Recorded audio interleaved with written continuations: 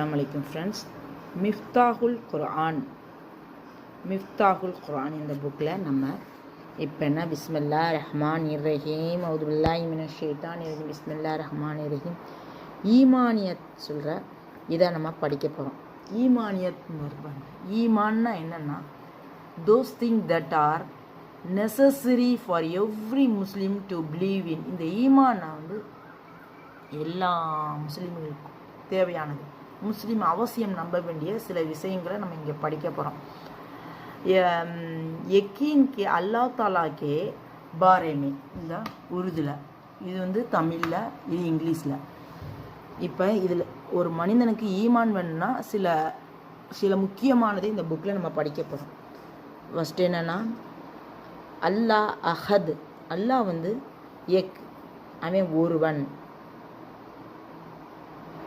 அந்த இதை படிக்க போகிறோம்.